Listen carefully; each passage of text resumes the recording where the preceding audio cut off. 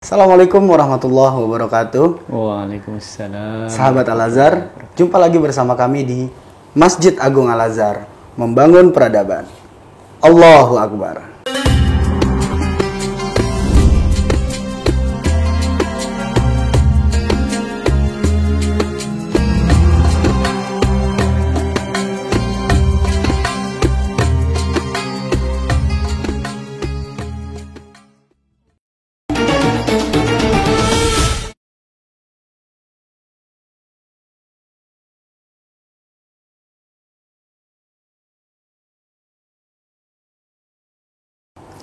Alhamdulillah, wassalatu wassalamu ala rasulillah Sayyidina wa maulana Muhammad ibn Abdullah wa ala alihi wa sahbihi wa mawalah.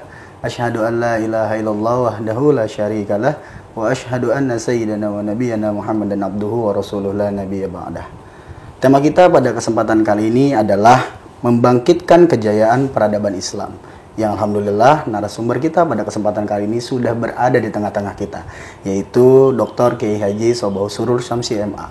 Assalamualaikum Pak Kiai. Waalaikumsalam warahmatullahi wabarakatuh. Ini lama kita nggak jumpa Pak Kiai. Baik.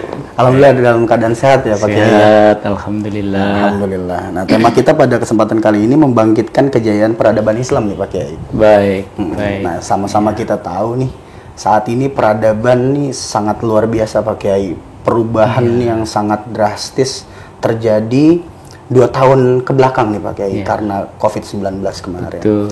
Nah, ini bagaimana nih nanti kita membahas tentang peradaban Islam lebih jauh nih Pak Kiai pada kesempatan kali ini. Nah, untuk yang pertama Pak Kiai, apa itu peradaban Islam? Nah, dan bagaimana ajaran Islam mengajak manusia agar mempunyai peradaban yang unggul? Iya, bismillahirrahmanirrahim. Alhamdulillahirabbil alamin. Wa bihi nasta'inu ala umuri dunya waddin. Wassalatu wassalamu ala asyrafil anbiya'i wal mursalin wa ala alihi wa sahbihi wa man tabi'ahu ila yaumiddin, amma ba'du. Pemirsa Al-Azhar yang berbahagia, sahabat Al-Azhar, alhamdulillah kita sedang berbicara mengenai adab, ya, bahwa adab atau peradaban Islam dulu pernah berjaya, tetapi kemudian terpuruk, dan oleh karenanya kita harus bangkit kembali. Nah, tentu saja peradaban itu sendiri berasal dari bahasa Arab, ya, dari kata-kata adab. Ada sebuah hadis Rasulullah SAW yang sangat populer itu, adabani Rabbi fa ahsana ta'dibi. Tuhanku memberadabkan aku sehingga lebih baguslah adabku. Nah, tentu kalau kita berbicara adab ini kemudian menjadi kata-kata peradaban, itu diambil dari bahasa Arab yang hubungannya dengan pendidikan. Ada urutan-urutannya, itu ada ta'lim, kemudian ada tarbiyah, kemudian ada ta'dib, dan yang ujungnya itu adalah al-hikmah. Itu. Nah, kalau ta'lim itu baru pada upaya mengajarkan, bagaimana setiap muslim mengajarkan kepada yang lain. Dan bahkan Rasulullah SAW adalah muallim. Beliau sendiri adalah muallim, pengajar, guru. Ya. Selanjutnya meningkat, tidak hanya mengajarkan, tidak hanya taklim, tapi ada tarbiyah. Nah, tarbiyah itu lebih dalam lagi, yaitu upaya mendidik anak itu untuk kemudian berlatih sehari, 2 hari, 3 hari terus menerus, umpamanya tentang ilmu tentang sholat, umpamanya ilmu tentang zakat, umpamanya, maka dididikkan, dilatihkan, dididikkan begitu sampai kemudian masuk ke dalam dirinya pendidikan itu. Nah, berikutnya yang ketiga adalah ta'dib. Nah, ta'dib ini tingkat lebih dalam lagi, upaya untuk membiasakan, menjadikan sebagai perilakunya, sebagai adab kegiatan sehari-harinya.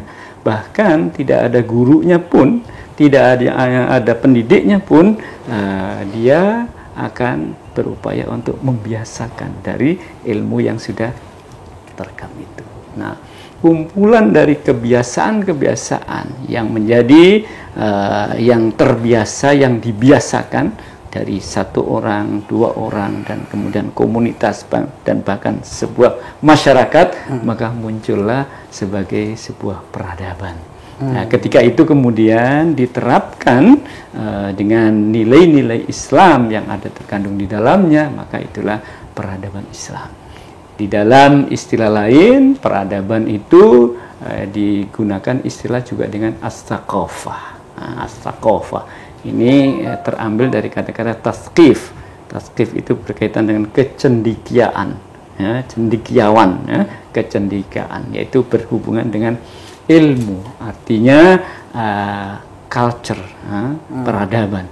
Ada lagi digunakan istilah di dalam kosakata Arab itu, selain ta'dib itu ada saqafah, ada juga diistilahkan dengan al-madaniyah, dari kata-kata Madinah yang artinya kota. Al-madaniyah artinya ciri khas dari kekotaan, apa? Yaitu keteraturan. Ada aturan-aturan, ada din, dari kata-kata al-madaniyah itu ada din, ada aturan, ya, agama yang kemudian diterjemahkan dengan agama itu, ada aturan-aturan yang dibuat di sebuah kota itu.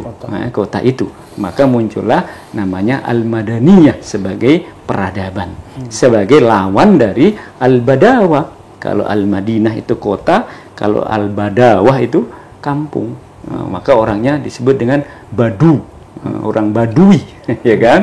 Sementara al-Madinah orangnya disebut al-madani, yaitu orang yang apa cirinya? Yaitu orang-orang yang beradab, orang-orang yang taat aturan, orang-orang yang menjalankan aturan-aturan, termasuk tentu saja aturan-aturan agama, termasuk di dalamnya adalah aturan-aturan Islam. Ada juga istilah selain ini dengan al-hadarah, dari kata-kata al-hudur itu hadir, menetap di satu tempat, sebagai lawan dari al-badawah, nomaden yang berpindah-pindah dari siannya. Nah, semakin orang itu menetap di satu tempat tertentu, maka semakin eksis dan kemudianlah bisa membangun kenyamanan, kedamaian, kesejahteraan, dan begitu seterusnya. Maka peradaban atau as-saqafah atau al-hadarah atau al-madaniyah itu dimaksudkan bagaimana komunitas, individu, komunitas, kaum, ummah ini memiliki atau taat terhadap aturan-aturan dan kemudian bisa dikembangkan sebagai kebiasaan-kebiasaan, perilaku-perilaku, tindakan-tindakan yang biasa yang bisa dikembangkan sedemikian rupa dalam rangka mendapatkan kemakmuran, dalam rangka mendapatkan kesejahteraan, dan begitu seterusnya. Dan oleh karenanya step-step, tahapan-tahapan yang bisa dilakukan tentu saja banyak sekali. Ya. Jadi memang sampai kepada nantinya ujungnya muaranya adalah peradaban. Ya. Nah, itu berarti melewati tahapan-tahapan yang cukup panjang berarti ya. Oke. Nah, lalu Pak Kiai, bagaimana Islam mengajak manusianya agar mempunyai peradaban yang unggul nih Pak Kiai? Betul, Islam sendiri mengajarkan bahkan ayat-ayat awal yang diturunkan oleh Allah kepada Nabi kita Muhammad sallallahu alaihi wasallam adalah tentang membangun peradaban, yaitu upaya untuk membaca itu, yaitu dari taklim, tarbiyah, takdib tadi itu, sampai kemudian menggapai ilmu yang disebut dengan al-hikmah. Nah, maka ayat-ayat itu bicaranya adalah bacalah, Iqra bismi rabbikal ladzi khalaq, khalaqal insana min 'alaq. Bacalah dengan nama Tuhanmu. Iqra bismi rabbikal ladzi khalaq, yang menciptakan engkau. Khalaqal insana min 'alaq, yang telah menciptakan engkau dari segumpal darah. Iqra wa rabbukal akram. Bacalah, sampai diulang ini. Iqra lagi. Iqra wa rabbukal akram. Bacalah dan Tuhanmu itulah yang mulia.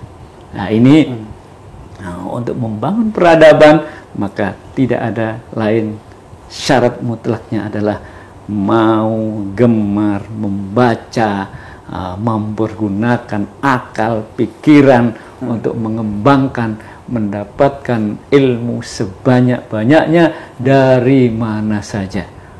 Al-hikmatu dhallatul mu'min ainama wajadaha akhadaha. Bahwa al-hikmah itu ilmu, nah itu secara keseluruhan itu adalah milik orang mukmin. Dimanapun dia menemukannya, maka diambilnya.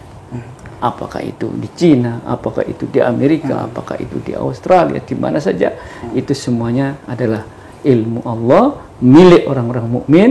Dan oleh karenanya kalau orang-orang mukmin belum bisa mendapatkan, ambil itu. Nggak usah ragu-ragu. Dan semakin banyak ilmu yang dibaca, ilmu yang dikuasai, maka insya Allah peradaban Islam itu akan tambah naik dan tambah unggul. Lalu Pak Kiai, setelah tadi dijabarkan terkait dengan peradaban, nah setiap peradaban ini kan pasti memiliki ciri khasnya masing-masing, Pak Kiai. Nah untuk peradaban Islam sendiri itu ciri khasnya tuh seperti apa, Pak Kiai? Ya, dalam sejarah dunia peradaban manusia itu silih berganti. Dulu ada Mesopotamia, ada Mesir kuno, ada Romawi, kemudian ada sampai modern nih. Begitulah silih berganti peradaban manusia itu. Ada Parsia, ada Romawi, dan begitu seterusnya, ada pergantian ini. Tapi kemudian masuk ketika Islam hadir, Rasulullah menebarkan peradaban Islam, maka kemudian beralihlah peradaban dunia ini beralih ke dunia Islam. Nah, di saat dunia Islam inilah kemudian peradaban dunia ini fokusnya ada di ini, di kawasan mana Timur Tengah, yang kemudian orang-orang Eropa, orang-orang dari ini belajar mendapatkan ilmu di kawasan ini. Apa ciri daripada peradaban Islam itu? Adalah perpaduan antara ilmu yang berasal dari kecerdasan akal, ya, kemudian ada ilmu yang ini dari kesadaran, yang di dalam Al-Quran disebut dengan ulul albab, alladzina yadhkurunallaha qiyaman wa qu'udan wa ala junubihim wa yatafakkaruna fi khalqis samawati wal ardh. Jadi orang yang dalam hidupnya itu padu antara pikir dan zikir, antara belajar, mengumpulkan ilmu, menuntut ilmu dengan perenungan hati, tadabbur, perhatian hati terhadap apa yang direkam dalam akalnya. Nah, sehingga ilmu di dalam Islam itu tidak hanya sampai di kepala, tidak hanya sampai di teori, tidak sampai di kemudian hal-hal yang sifatnya materi sentris, tapi kemudian diturunkan ke dalam hati, bagaimana ilmu yang sudah dihasilkan ini mempunyai kemanfaatan, mempunyai nilai-nilai yang bermanfaat untuk kemanusiaan, dan bahkan tidak hanya untuk kemanusiaan tetapi untuk alam semesta ini. Wa ma arsalnaka illa rahmatan lil alamin itu. Nah, sehingga ciri daripada peradaban Islam itu tidak hanya spesifik untuk kelompok tertentu, untuk Islam orang-orang Muslim saja umpamanya, atau untuk laki-laki saja, atau untuk perempuan saja, tetapi untuk semuanya. Semuanya bisa mendapatkan, semuanya bisa mendapatkan manfaat daripada peradaban Islam itu, dan itu bisa ditunjukkan ketika umat Islam berada pada puncak kejayaannya di era the golden era of Islam waktu itu, di abad tengah atau di masa-masa klasik itu.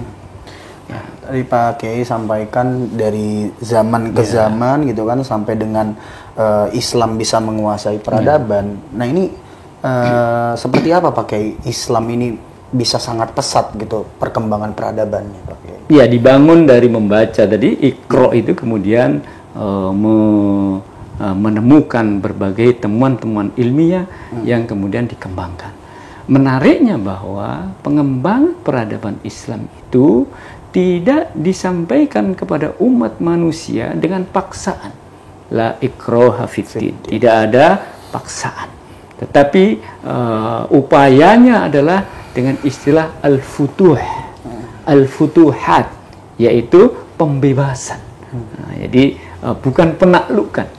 Berbeda dengan penjajahan Barat kepada dunia di Asia atau Afrika, ya, kepada dunia yang masih rendah, masih lemah, lalu kemudian mengeksploitasinya. Tetapi peradaban Islam tidak pernah mengeksploitasi ataupun menjajah ataupun menghinakan manusia-manusia yang ada di kawasan yang dikuasai itu.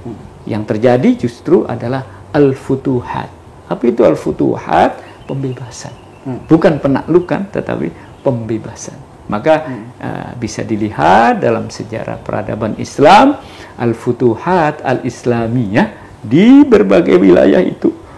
Dari kemudian ke Syam, kemudian ke Mesir, kemudian ke Parsi, sampai ke Eropa, ke Hispania, ya, ke Andalusia, ya, bahkan kemudian ke India, ke timur, kemudian ke kawasan kita Asia Tenggara, Indonesia, semuanya peradaban itu ditebarkan tidak dengan cara-cara memaksa, tidak dengan cara-cara perang, tidak dengan cara-cara mengeksploitasi, tetapi menghadirkan pencerahan kepada umat manusia untuk kemudian ditunjukkanlah inilah kebenaran, inilah yang benar, inilah ilmu, silakan ambil, nggak mau ya dikasih tahu. Nah, itulah fungsi dakwah, memberitahu lagi yang benar, yang sesuai dengan fitrah, yang sesuai dengan kemanusiaan, itu ini. Dan akhirnya lambat laun masyarakat dari berbagai wilayah itu mengambil, ada pada Islam. Peradaban unggul itu ada pada Islam. Karena tidak hanya menghadirkan akal, tetapi juga menghadirkan ketenangan hati. Menghadirkan spiritualisme yang nyaman, yang tentram. Nah, itulah kenapa kemudian Islam diikuti, Islam diminati, peradaban Islam itu indah, peradaban Islam itu dipeluk, dianut, diikuti, dikembangkan oleh banyak kawasan, banyak wilayah, oleh banyak umat, kaum di berbagai bumi di jagat raya. Nah, tadi kan Pak Kiai sudah ceritakan bagaimana saat Islam mencapai puncak kejayaan, ya Pak Kiai. Nah, yang sama-sama kita tahu juga bahwasanya Islam itu saat itu juga mengalami keredupan, nih Pak Kiai. Ya. Nah, sampai juga kan di Turki itu Hagia Sophia diubah fungsi menjadi museum, yang alhamdulillah saat ini juga sudah beralih fungsi lagi kembali menjadi masjid gitu Pak Kiai. Nah, ini hal apa yang membuat Islam ini menjadi redup Pak Kiai sehingga tergerus oleh peradaban Barat? Ya, mungkin yang dimaksud bukan Islamnya yang redup, tapi Islamnya, ya. Okay. Islam ya'lu wa la yu'la alaihi. Tetapi umatnya ini, ya, karena tidak mengikuti tadi upaya-upaya untuk merebut, menghadirkan peradaban Islam yang unggul, akhirnya terpuruk. Kenapa? Faktor-faktor apa saja yang menyebabkan keterpurukan itu? Tentu yang pertama kali adalah mereka melupakan ilmu. Mereka melupakan ilmu. Mereka merasa puas dengan ilmu yang sudah diraih. Padahal ilmu itu terus berkembang dari generasi ke generasi, itu terus berkembang. Nah, lalu mereka cukup puas dengan dikiranya tidak ada di kawasan lain yang mengembangkan ilmu. Di kawasan ini, kaum muslimin di sini merasa ini sudah hebat. Sehingga orang-orang yang di luar ini dulu belajar kepada dunia Islam.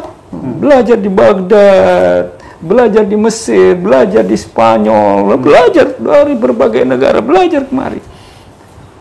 Nggak tahu, nggak merasa bahwa ilmu itu mesti dikembangkan terus. Tetapi yang terjadi, mereka berada dalam kejumudan. Mereka tidak mau lagi melakukan pembaharuan, melakukan ijtihad, pengembangan keilmuan, dan oleh karenanya didahului oleh umat-umat yang lain. Ini satu, berkaitan dengan ilmu. Nah, yang kedua, berkaitan dengan kekuatan, ittihad. Al-ittihadu quwwatun, persatuan itu adalah menguatkan.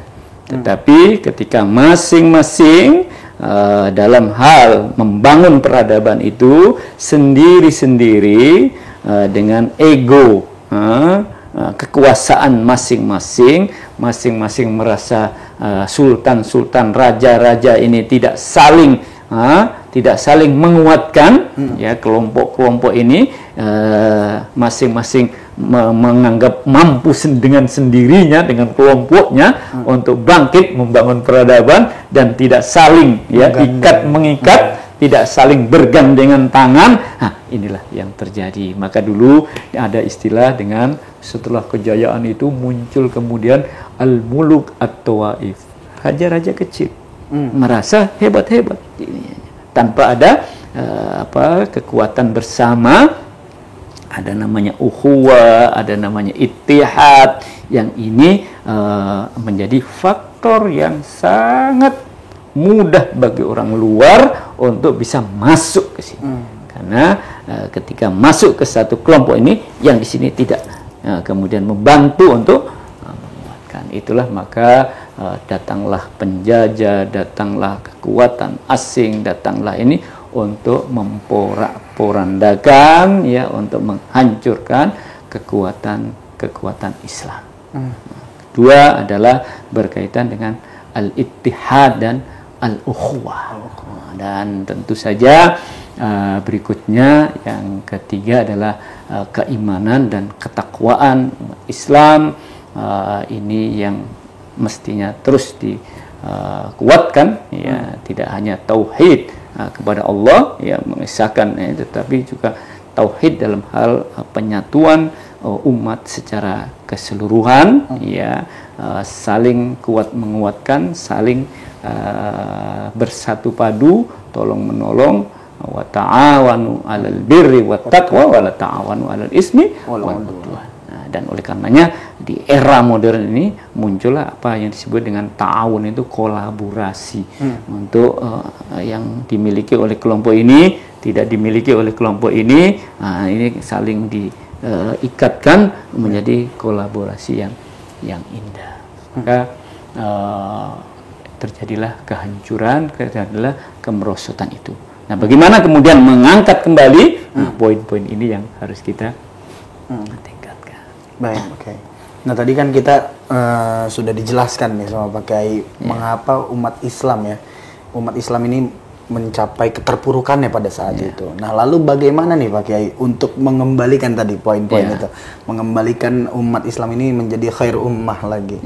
Nah, ini seperti apa Pak Kiai? Kuntum khairu ummatin ukhrijat lin-nasi ta'muruna bil ma'ruf wa tanhauna 'anil munkar wa tu'minuna billah. Tentu dulu Anda itu khairu ummah. Dan itu sudah terbukti. Pernah kita umat Islam di zaman keemasan jaya menjadi superpower dunia. Kuntum khairu ummah. Apakah mungkin akan terjadi lagi kebangkitan? Jawabannya kita harus optimis. Kita harus optimis, tetapi tentu optimis saja tidak cukup. Kita perlu bekerja keras, kita perlu bekerja dan bekerja. Apa yang mesti kita lakukan, apa yang bisa dilakukan, tentu berkaitan dengan peradaban ini, maka di masing-masing bidangnya harus mengembangkan potensinya. Al-Azhar umpamanya di dunia pendidikan, dakwah dan sosial, maka diharapkan kita Al-Azhar menjadi bagian yang turut membangkitkan kembali peradaban Islam ini melalui apa? Dunia pendidikan, dunia dakwah, dunia sosial. Nah, maka kita semuanya ya di Al-Azhar ini mesti bekerja keras ya untuk mengembangkan ini. Dunia pendidikannya kita upayakan agar anak-anak kita umat Islam yang belajar di Al-Azhar ini, termasuk juga di lembaga-lembaga Islam yang berkaitan dengan dunia pendidikan, ya, untuk meningkatkan bagaimana agar dunia pendidikan Islam ini menjadi maju, menjadi bangkit. Anak-anak kita mendapatkan ilmu-ilmu yang bermanfaat sehingga menjadi unggul, menjadi menonjol. Ya, lembaga-lembaga Islam tidak hanya underdog, ya, tidak hanya di kelas bawah, tapi terus ditarik naik ke atas sampai kemudian prestasi-prestasi anak-anak itu menjadi meningkat. Nah, dari pendidikan yang kita kelola, yang kemudian menghasilkan anak didik yang unggul, anak didik yang prestasinya tinggi di atas lembaga-lembaga lain, ini diharapkan ini menjadi cikal bakal ketika anak-anak ini nanti keluar dari sekolah-sekolah itu, kemudian menerapkan ilmunya di tengah masyarakat, menghasilkan produk-produk unggulannya sesuai dengan bidang-bidangnya, ada kedokteran, ada teknik, ada kimia, ada macam-macam begitu sesuai dengannya, lalu bergerak untuk membangun iman. Nah, dengan begitu maka lembaga Islam di dunia pendidikan ini ikut andil dalam upaya untuk menjayakan peradaban Islam. Nah, begitu pula di bidang dakwah dan sosialnya. Ya, di bidang dakwah dan sosial, maka gerakan-gerakan dakwah itu dimodifikasi sedemikian rupa, dimodernisasi sedemikian rupa sehingga bisa mengikuti ya metode-metode dakwah menjadi metode-metode yang unggul, sehingga masyarakat bisa menangkap, bisa menerima Islam di tengah ya peradaban global yang ada kecenderungan untuk menihilkan atau menghancurkan atau merendahkan nilai-nilai agama. Nah, maka bagaimana kemudian dakwah ini mengangkat kembali nilai-nilai agama ini menjadi keunggulan, bahwa manusia ini tidak bisa hidup dengan sejahtera dalam arti lahir dan batin, melainkan dia harus memiliki agama. Dan oleh karenanya yang dimaksud adalah memiliki Islam. Dan ilmu pengetahuan yang tinggi diikuti dengan spiritualitas tinggi, itulah peradaban Islam. Yang itu membedakan antara peradaban Islam dengan peradaban Barat modern belakangan ini, yang mereka itu ilmu pengetahuan dan teknologinya nihil atau menjauh dari nilai-nilai spiritual. Nah, dan itu malapetaka sesungguhnya bagi dunia Barat belakangan ini. Di abad 21 ini, Barat unggul di bidang peradaban mereka, tetapi di satu sisi mereka keropos, mereka gersang secara spiritualnya.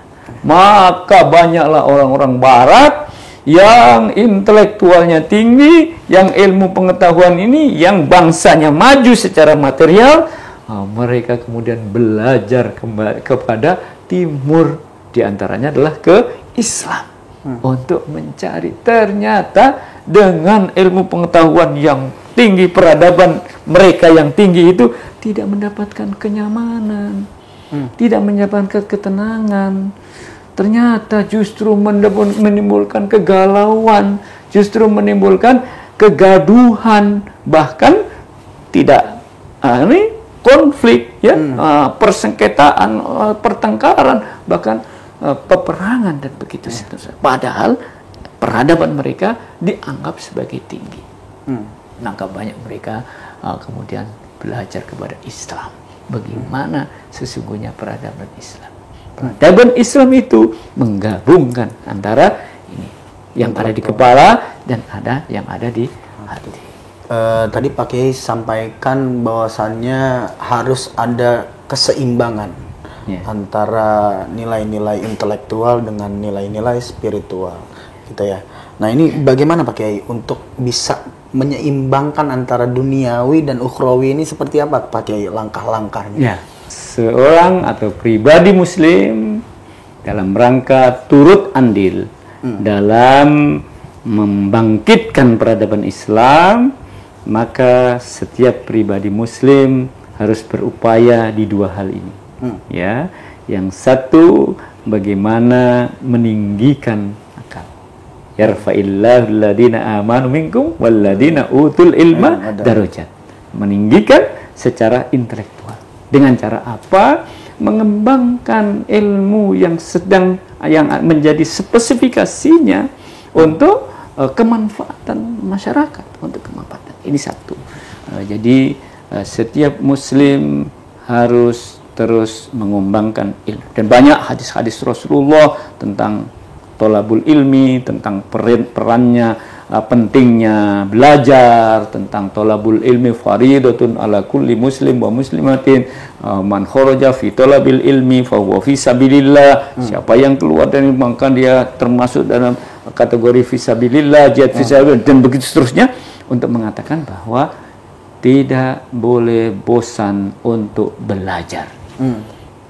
Peradaban Islam hanya bisa bangkit kembali manakala setiap muslim semangatnya adalah belajar, belajar, dan belajar. Mengembangkan ilmu yang sudah dimiliki untuk dipikirkan kembali sampai kemudian menemukan teori-teori baru, menemukan ilmu-ilmu baru, dan begitu seterusnya, akhirnya akan menjadi poin-poin menjadi tumpukan-tumpukan dari peradaban yang kemudian akan terus ditambah lagi, dan peradaban Islam menjadi lebih besar dan lebih tinggi, karena kita berupaya untuk menemukan lagi, mengembangkan lagi begitu. Ini satu. Sisi bahwa setiap muslim harus terus-menerus belajar, tidak hanya di bangku sekolah, tidak hanya di universitas, tetapi juga minal mahdi ilal lahdi.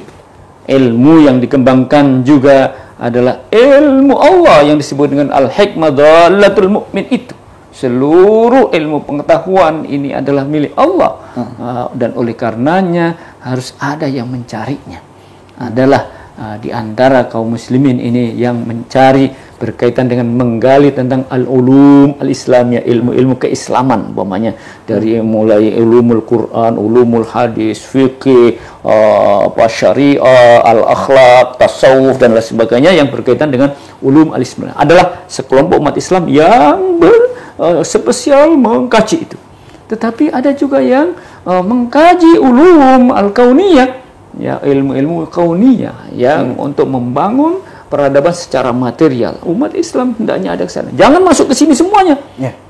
Tetapi ada juga yang ke sana. Maka belajarlah tentang ekonomi, belajarlah tentang politik, belajarlah tentang hukum, belajarlah tentang matematik, belajarlah tentang berbagai ulum al-kauniyah, ya, ilmu kealaman ini, untuk kemudian mengembangkan ini. Nah, dua-duanya bergerak maju, ya, ini di satu sisi. Tetapi lebih jauh dari itu, ini ciri khas dari peradaban Islam itu, tidak hanya menggali ilmu untuk memperkaya pikiran dan akalnya, tapi berikutnya adalah ada semakin manizdada ilman walam yazdad hudan lam yazdad minallahi illa bu'dan. Rasulullah, siapa yang tambah ilmunya tetapi tidak tambah kedekatannya kepada Allah, maka tidak ada lain akan semakin menjauh dari Allah. Nah, peradaban Islam oleh karenanya akan bisa bangkit kembali manakala umat Islam, generasi kaum muslimin, generasi mudanya ini, selain menuntut ilmu tadi, tetapi kedalaman spiritualnya, kedekatan dirinya kepada Allah terus dikembangkan. Semakin dapat satu ilmu tertentu, maka dia akan berterima kasih kepada Allah, dan terima kasihnya itu dengan cara lebih mendekatkan dirinya kepada Allah. Tidak ada kemudian semakin tambah ilmu maka kemudian sekuler, kemudian menjauhkan dari nilai-nilai spiritual, lalu dia asik maksud dengan dunianya, dengan pikirannya, lupa dengan akhiratnya. Nah, inilah keseimbangan itu. Jadi semakin menggali ilmu, maka semakin mengetahui hakikat dari Allah Subhanahu wa Ta'ala. Semakin kaya akan ilmu, maka dia akan semakin tawadu, semakin dekat, semakin kepada Allah. Dan kemudian ketiga, diikuti dengan kecerdasan sosialnya.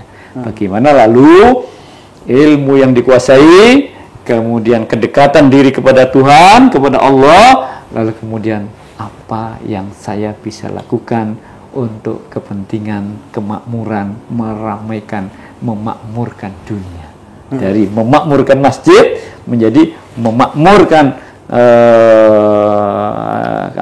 dunia, ya, memakmurkan masjid, memakmurkan pasar, memakmurkan kantor, memakmurkan kebun, memakmurkan sawah, sampai kemudian seluruhnya adalah memakmurkan dunia. Nah, itulah makna dari peradaban Islam itu. Jadi tidak hanya ramai di masjid saja, tetapi di pasar sepi. Nah, tapi sekarang ini kebalik, ramai di mall. Tapi sepi di sini. Ini juga bukan peradaban Islam begini nih. Yang dulu ada ramai di masjid, tapi meninggalkan pasar. Akhirnya pasar dikuasai oleh maling-maling, dikuasai oleh penjahat-penjahat. Ini nggak benar juga. Nah, maka yang di masjid ini juga harus ke sana. Tapi jangan juga tinggalkan masjid, mau ramai di sini, masjid ditinggalkan. Sehingga ini asik maksud dengan urusan duniawi, lupa kepada Tuhan. Jadi mesti seimbang, dan itulah ciri khas daripada peradaban Islam itu. Peradaban yang memadukan antara sains, antara ilmu pengetahuan dengan kedalaman spiritual. Baik. Nah, saat ini nih Pak Kiai, kan marak terjadi pergeseran nilai-nilai, pergeseran adab, karena perkembangan teknologi. Ya kan, mungkin karena kitanya yang kurang paham apa esensi sebetulnya media sosial ini tersebut gitu kan, sehingga kita salah dalam menggunakannya. Nah, terutama nih pada generasi zilenial nih Pak Kiai, mungkin terjadi degradasi yang sangat luar biasa terjadi sama mereka. Bagaimana mereka tidak lagi mengetahui kebudayaan, adab dan lain sebagainya. Nah, kira-kira Pak Kiai, ini ada nggak pagar-pagar atau kira-kira tips lah gitu untuk kita bisa tetap membentengi nih generasi-generasi penerus agar tidak terlalu jauh terkikis ya Pak Kiai? Seperti apa Pak Kiai? Iya, itulah tugas dari pendidikan Islam. Bagaimana pendidikan Islam, tugas dari guru-guru, tugas dari orang tua, tugas dari kita semuanya. Bagaimana anak-anak kita, cucu-cucu kita, ya, kedepannya nanti ketika mereka tumbuh berkembang dengan teknologi yang sangat modern belakangan ini, jangan sampai terkikis, menjauh dari nilai-nilai peradaban Islam. Bagaimana caranya? Nah, caranya adalah dengan menjelaskan, memberitahu, mendidik, memperhatikan, mendampingi, ya, mendampingi bagaimana mereka makan, bagaimana mereka minum, bagaimana mereka bergaul, bagaimana mereka pergi, bagaimana mereka di kamar, bagaimana mereka hendaknya orang tua, guru-guru terus-menerus memonitor dan menjelaskan. Apabila ini untuk kebaikan perkembangan peradaban Islam, maka didorong sedemikian rupa untuk terus dikembangkan. Silakan, ya, bahkan dikasih sarananya, dikasih fasilitasnya untuk tumbuh berkembang. Nah, ketika kemudian mereka ini menerabas hal-hal yang sifatnya negatif, maka dikasihlah filter-filternya, dikasihnya. Tentu tidak juga dengan cara-cara yang otoriter, ya, tidak dengan cara-cara yang keras, ya, dengan cara-cara yang kekerasan, dengan caranya, tetapi dengan cara menjelaskan kepada mereka yang dengan mudah akal mereka itu bisa nerima. Kalau kamu lakukan ini, nak, cu, kalau kamu lakukan ini, maka nanti kamu akan sakit, kamu akan nanti masalah, kamu nanti tidak bisa tenang hidupmu. Kalau kamu nanti mengkonsumsi ini, makanan yang nggak sehat, makanan ini, maka nanti akan membahayakan diri dan sebagainya.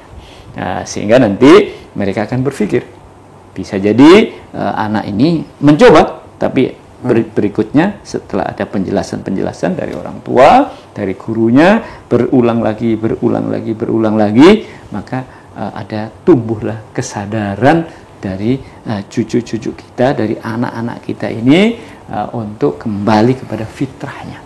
Karena aslinya setiap anak itu fitrahnya adalah Islam, fitrahnya adalah kesucian, fitrahnya adalah baik. Maka kalaulah kemudian terjerembab masuk kepada ini kubangan itu, kepada yang ini, dan kemudian kita angkat, kita bangunkan kembali, kita ingatkan lagi, nanti insya Allah maka kita punya pekerjaan besar untuk terus mendampingi mereka, untuk terus memandu mereka, menunjukkan mana-mana yang bagus, mana-mana yang ini, terus kita dampingi. Jangan segan-segan, jangan bosan-bosan, jangan merasa capek, ya ini udah gede kok nggak mau, begitulah. Mendampingi terus, mengingatkan terus, illal ladzina amanu wa amilus sholihat wa tawassaw bil haqqi wa tawassaw bis sabr. Nah, dan ini tentu perlu istiqomah, perlu kesabaran, perlu. Anak-anak kadang bandel, anak-anak kadang susah diatur, anak-anak nggak peduli ini, sudah dikasih passwordnya masih juga dibuka lagi dianinya, terus diingatkan lagi. Dan dengan demikian perkembangan anak ini dengan kemajuan ilmu pengetahuan itu diikuti dengan nilai-nilai moral itu. Maka Rasulullah itu adalah innama bu'istu mu'alliman, sesungguhnya kami diutus menjadi guru, gitu ya. Tapi di sisi lain juga innama bu'istu liutammima makarimul akhlak, saya diutus untuk menyempurnakan akhlak. Jadi ilmu yang kaitan akal, tetapi juga menyempurnakan akhlak. Nah, dari akhlak inilah keluar perilaku. Nah, perilakunya itulah yang disebut dengan adab. Ya, adab itu. Bagaimana adab kepada Allah, bagaimana adab kepada Al-Quran, bagaimana adab kepada Rasulullah, bagaimana adab kepada orang tua, bagaimana adab kepada guru, dan sebagainya. Ketika ini terbiasa, bagaimana adab terhadap ilmu pengetahuan, maka ini terus naik, keseluruhannya inilah peradaban Islam itu. Jadi kita sudah sampai pada akhir sesi pada hari ini nih Pak Kiai. Kira-kira nih pesan dan nasihat Pak Kiai untuk seluruh sahabat Al-Azhar yang ada, bagaimana nih agar kita terus memiliki semangat untuk membangun peradaban, Pak Kiai? Ya, sahabat Al-Azhar, jadilah kita bagian dari keseluruhan umat yang ingin membangkitkan kembali peradaban Islam. Tidak harus di posisi yang paling tinggi di negara ini, tidak harus dalam posisi yang paling pintar dalam sisi ilmu pengetahuan, tapi di posisi apapun yang kita sedang kerjakan, yang kita harus ada kekuatan di dalam hati bahwa saya bekerja, saya melakukan ini tidak sekedar untuk kepentingan pribadi saya, tetapi adalah dalam upaya untuk membangun peradaban Islam yang unggul itu. Dan oleh karenanya masing-masing berupaya untuk fastabiqul khairat. Pada kawan ini ada kebaikan, pada kawan yang satu ada kebaikan, tapi saya juga harus ingin lebih baik lagi. Be the best, jadilah yang terbaik. Kalaulah ada yang unggul, upayakan lagi untuk yang unggul. Fastabiqul khairat, berlomba-lombalah dalam kebajikan. Ini tidak dalam rangka bersaing sikut-sikutan, tidak dalam rangka bersaing untuk adu jotos, pukul-pukulan, tidak. Tapi keunggulan, tambah keunggulan lagi, dan masing-masing meletakkan batu batanya, meletakkan semennya, meletakkan pasirnya, meletakkan airnya untuk membangun dinding-dinding, tiang-tiang, jendela-jendela, pintu-pintu, atap-atap dari bangunan keseluruhan peradaban Islam ini. Sampai kapan? Ila muntahahul jannah. Sampai kapan? Sampai ujungnya kita mendapatkan surga. Kita mendapatkan hadiah dari Allah, kita mendapatkan nikmat tertinggi, yaitu surga. Sepanjang kita masih hidup, maka upayakan untuk terus bisa untuk bisa memberikan andil, memberikan kontribusi kepada bangunan dari peradaban Islam itu. Mungkin hanya angkat-angkat bangku, mungkin hanya angkat-angkat semen, mungkin hanya ini. Tetapi kalau ini dilakukan oleh kita dengan setulus hati dan dengan niat supaya litakuna kalimatullah hiyal ulya, agar agama Allah ini menjadi unggul, litakuna li'izzil Islam wal muslimin, agar umat Islam ini jaya dan gemilang, maka insya Allah pada akhirnya nanti upaya-upaya ikhtiar kita, ijtihad kita ini nanti insya Allah akan dikabulkan oleh Allah Subhanahu wa Ta'ala. Kita tetap optimis, walaupun di sana sini ada peradaban lain yang ingin berupaya, atau bangsa lain yang ingin berupaya menghancurkan umat Islam, tetapi kita tetap optimis bahwa kita juga bergerak, kita juga aktif, kita juga ingin maju, ingin berkualitas, ingin gemilang, maka insya Allah kita akan tercapai. Kapan itu? Allah yang menentukan nanti. Insya Allah peradaban Islam akan bangkit lagi dan unggul kembali. Kita mesti berani untuk bersaing, berani untuk maju, berani untuk tampil di depan, berdampingan dengan peradaban bangsa-bangsa yang lain.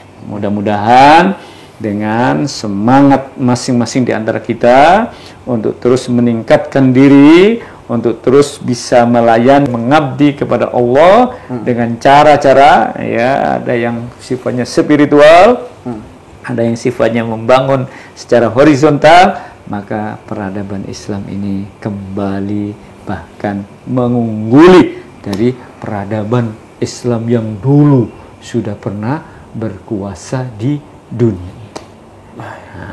Sahabat Al-Azhar, demikianlah sesi kita pada kali ini. Semoga podcast kita pada kesempatan kali ini bisa membawa manfaat untuk kita semua, dan kita umat Islam terkhususnya bisa kembali mencapai puncak kejayaan. Amin. Amin. Sekian dari kami. Billahi taufiq wal hidayah. Wassalamualaikum warahmatullahi wabarakatuh. Waalaikumsalam warahmatullahi wabarakatuh. Masjid Agung Al-Azhar, membangun peradaban. Allahu Akbar.